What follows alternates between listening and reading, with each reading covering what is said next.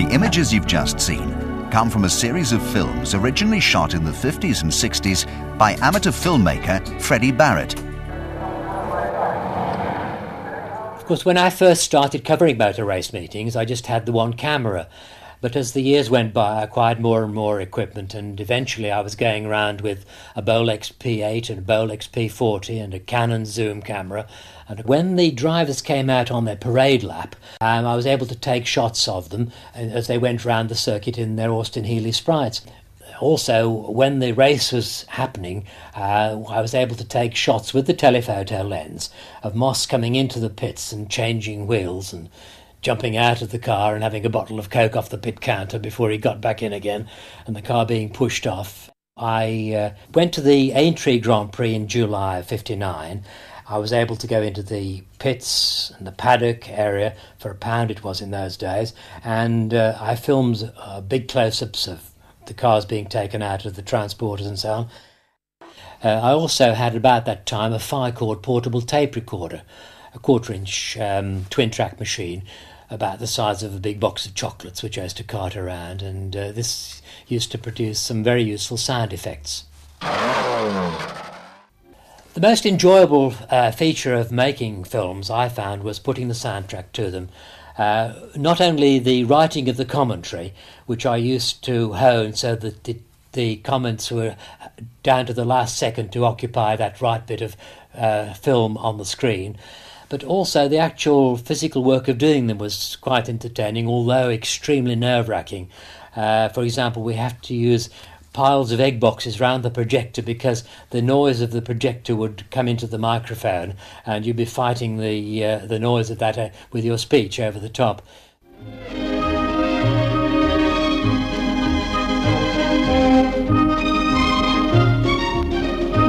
The Gold Cup race at Oulton Park this year had assumed an importance not regularly achieved by this annual event.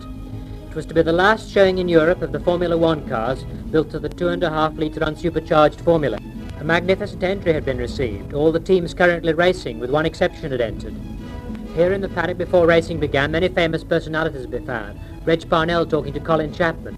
Reg Parnell is the new team manager of Yeoman Credit, pre-war racing driver whose vast experience has made him much in demand. Number 1 team driver for Lotus is Innes Ireland, seen here being interviewed by Les Leston, and there is number 4, Les Innes Ireland's car. This is the car to be driven by John Surtees, the motorcycling world champion, now driving for Team Lotus. His windscreen has been removed for the top edge to be smoothed off. The very distinctive pale green with red flash denotes a Cooper of Yeoman Credit. In 1965, BP, the British Petroleum people, advertised in the Amateur Photographer a competition to be entered by those people wanting to make motor racing films. And I thought, well, this is just up my street, this. So I decided to cover the 2 Grand Prix, the British Grand Prix, and the following weekend, the Dutch Grand Prix at Zandvoort. So I put a soundtrack to them, sent them up, and was rewarded with the first prize in the heavy winter category, which carried with it a prize of £250 and a rather nice silver cup, and also a big party at the Waldorf Astoria, at which there were many of the drivers, apart from the BP officials and other members of the motor racing fraternity. Sterling Moss was there, Graham Hill, and several of the other contemporary drivers, and we had a rather nice evening, albeit rather a liquid one. Centre of interest in the paddock was the Honda team, making their first appearance in Great Britain. After a disappointing showing in the earlier Grand Épreuve, they were concentrating all their efforts into the preparation of one car for their number 1 driver, American Richie Ginter. He had whetted appetites with third fastest practice time, just half a second slower than Jim Clark. And there goes Jim Clark on the first lap with a 50-yard lead, on the rest of the field following through, hard on his tail. But already it was obvious that, barring accidents, it was going to be a victory for Jim Clark, with the Lotus drivers Trevor Taylor and Arundel second and third. They just walked away from the rest of the field. And here down at Old Hall Corner, you see the drivers putting them into a drift to take the corner down at Deer's Leap. There's Jim Clark pulling out an even bigger lead, overtaking now some of the tail end of the field. Favourite moments? Yes, I've got one or two, I suppose, really. I remember at Silverstone once Bruce McLaren in his coupe climax coming round Woodcote far too fast in the rain and executing a wonderful series of pirouettes, finishing up in the straw bales and walking away with a rather charming smile on his very young face. For the majority of British motor racing enthusiasts, the International Trophy meeting at Silverstone in early May signals the end of winter. It's time to go motor racing once more. The arrival of Sidney Taylor's Lola Chevrolet heralds the first serious business of the day, the race for unlimited sports cars. This machine currently represents the supreme example of the increasingly popular theme of English chassis, large American engine, an exciting recipe.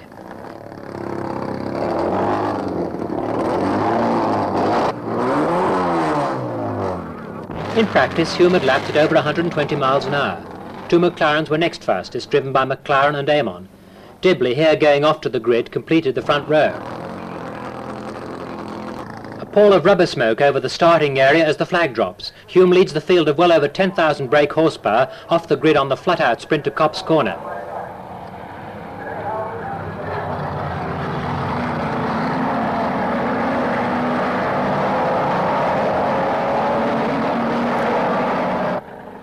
One of the Lotus 30s pulls onto the inside of Copse as Hume, who had completed the standing lap at over 111 miles an hour, goes through several seconds in front of McLaren and Amon. Both cars fitted with king-size spoilers at the back.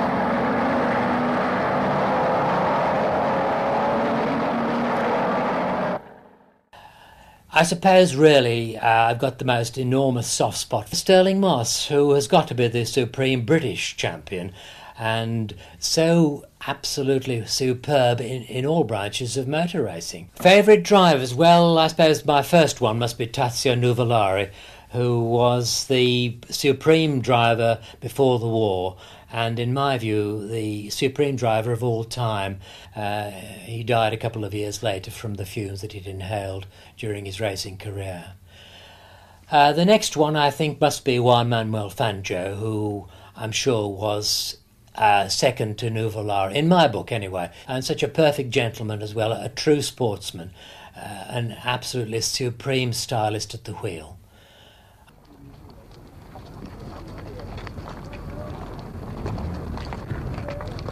The sights, sounds and smells send the blood coursing through the veins as we wander round the paddock on this fine morning.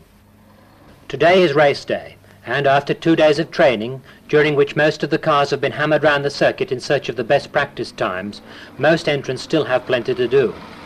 The Cooper team have, for the first year of the new 3-litre formula, contracted with Maserati for the supply of engines.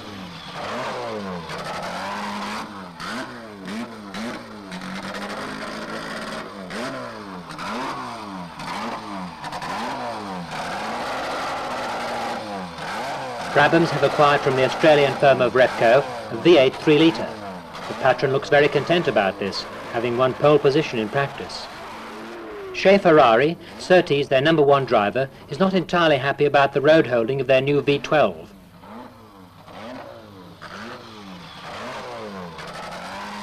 The new ventilated disc brakes attracted the mechanic's attention in practice and still seem suspect. In 1968, having moved house, the well ran dry. It was all becoming rather a chore making films, so I decided I would pack it in. I got my business to run, and I thought, well, it's enough. This is now. So I decided to spend my money on other things, Lotus Elands and visits to Continental Grand Prix, and change my lifestyle.